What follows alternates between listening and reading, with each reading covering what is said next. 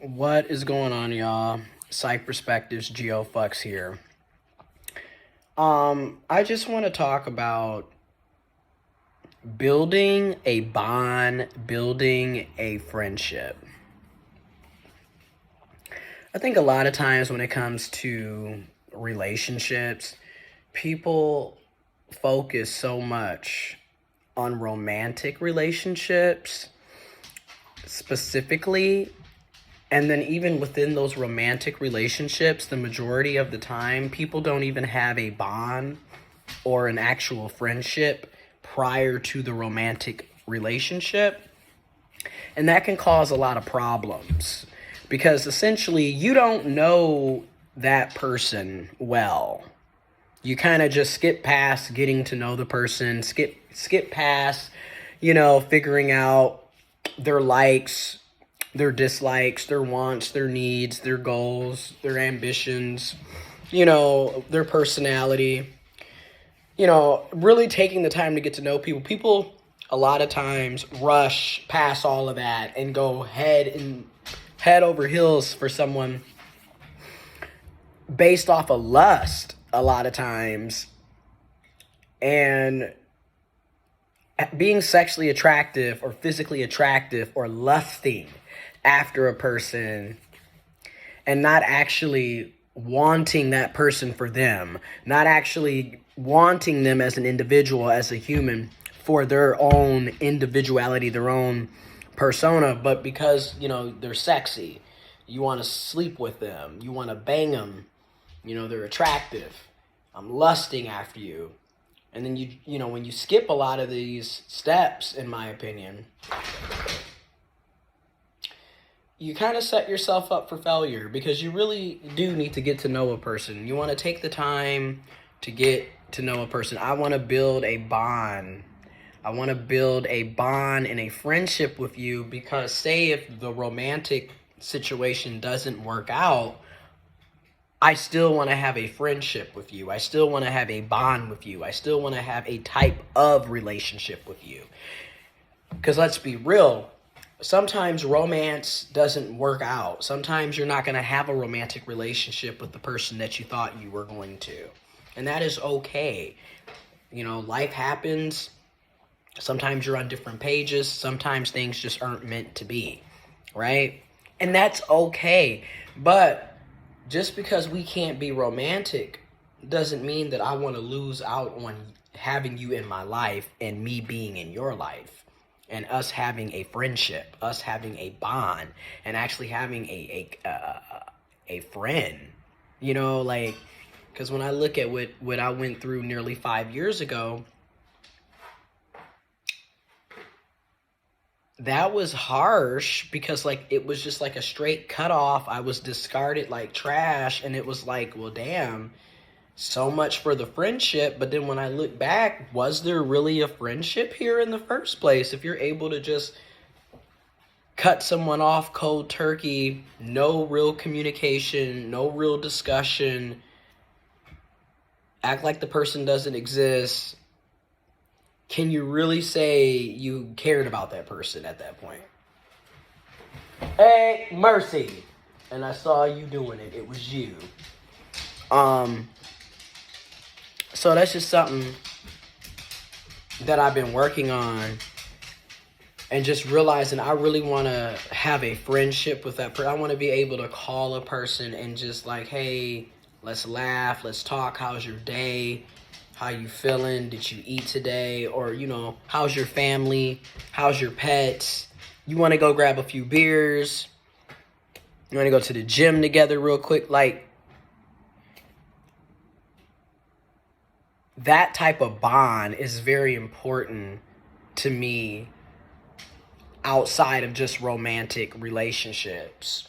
Now, if you can have a bond and friendship with the person that you are also romantically involved with, that right there is 2 thumbs up. Eber and Roper, okay? That's beautiful. That's the icing on the cake. That's the ideal setup for me personally. But if things don't work out romantically, I still want to be able to have you in my life as a friend.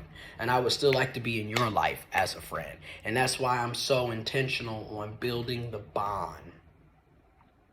The bond is so important. It is so important. Because regardless of if we end up being in a relationship down the road, being romantically involved, being monogamous and committed to each other, or being in a non-monogamous committed relationship, whatever happens, I still want to have a friendship and a bond with you. You know, if you decide to go and you meet somebody that's better aligned with you romantically, and that's who you end up being with, I want to still be there to support you in your happiness. Because that's another thing. To me, when you have a bond and a friendship and you really care about a person, it doesn't matter if they're not with you romantically. You still want to see them win. You still want to see them succeed. You still want to see them healthy and well. You still want to see them happy. And that, to me, ultimately is what I mean by having genuine bonds and friendships, and not just viewing people as, well, if I can't have them sexually or if I can't have them romantically in a relationship, then F them and I'm discarding them and I don't care about them and I don't want nothing to do with you and blah, blah, blah, blah. I get it. We all have choices. We all have free will. You can do whatever you like in theory. But we also have to acknowledge that some of these actions and behaviors that a lot of us, and I'm guilty of it as well, including myself, a lot of us participate in is just downright toxic and dysfunctional. Because it's almost like you're acting like a 5-year-old. You know, you didn't get your way, so I'm going to discard you and act like you don't exist, and I'm going to ignore you. That's what kids do.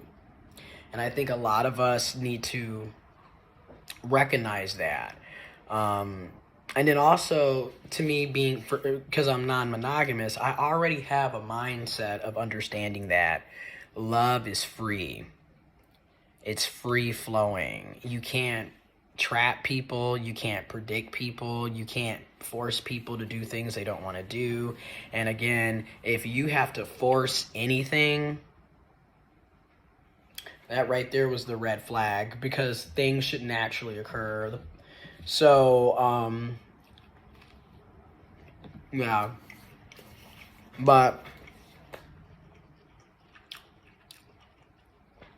I've had the privilege and the blessing to get to know someone the past 7 months. And we're steadily getting to know each other. We're steadily building a bond and really honing in on the friendship that we've created. And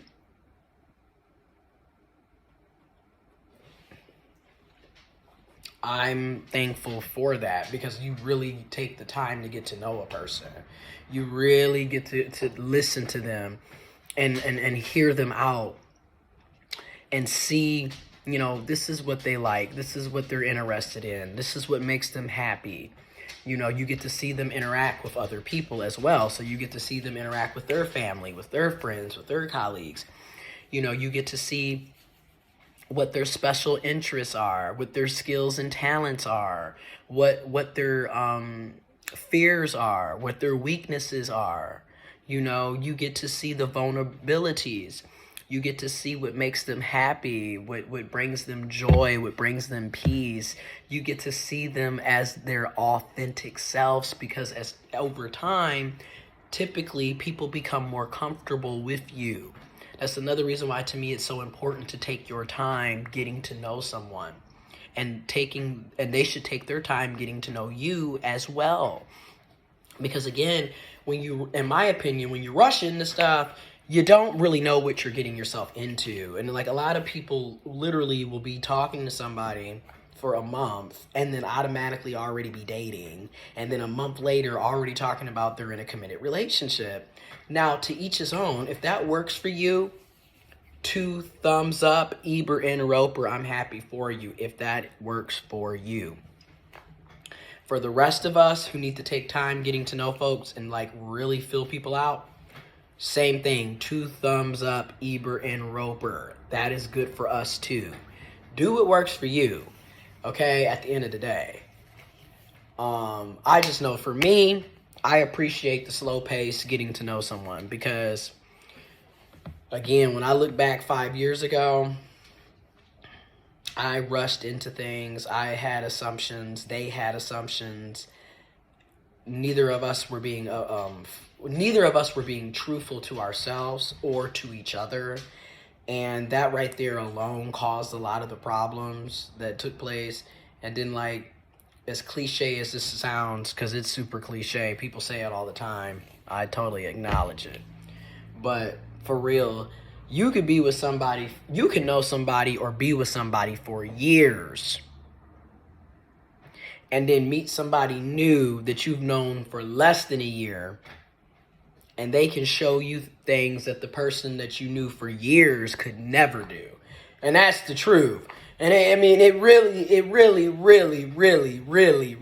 is the truth. Like, it's insane, but it's the truth. And it just goes to show you, sometimes you're just not compatible with people, and that is okay. There are going to be other people that you will meet, that will meet you, and you will be compatible with. I think a lot of times we spend so much energy and time trying to force things to happen, to occur. And anytime you gotta force something, that's the red flag. It's time. It's not working. That's just it. If so, and that's in all relationships. It takes two to tangle. So you can't be the only one while the other one is fleeing the scene, right? So it takes two to tangle, and I'm in a situation where I'm taking my time, they're taking their time, and we're truly building a bond. We're building a friendship. We're building a foundation. It isn't just, let's rush into some shit. And I think a lot of that also comes from the fact that we're both in our 30s. So we've had our experiences. We've seen some shit. We've been through some things. So we're both not naive like how I was previously. Number two, we both had previous experiences where there was a lot of one-sided, just toxic, dysfunctional behaviors. And I can speak for myself. I know I was toxic and dysfunctional in the situation nearly 5 years ago. So I can take accountability for my own toxic behaviors, my own toxic actions, and the things that I said and the things that I did. I take full accountability for that. I have to recognize that I also brought in toxicity. I also was dysfunctional, right? That's another part of this healing journey is you can't keep pointing the finger at everybody else. You got to look at yourself sometimes and realize that you also play a role. Accountability, y'all, use it. It'll take you a long place. Take you a lot of places. But so anyways,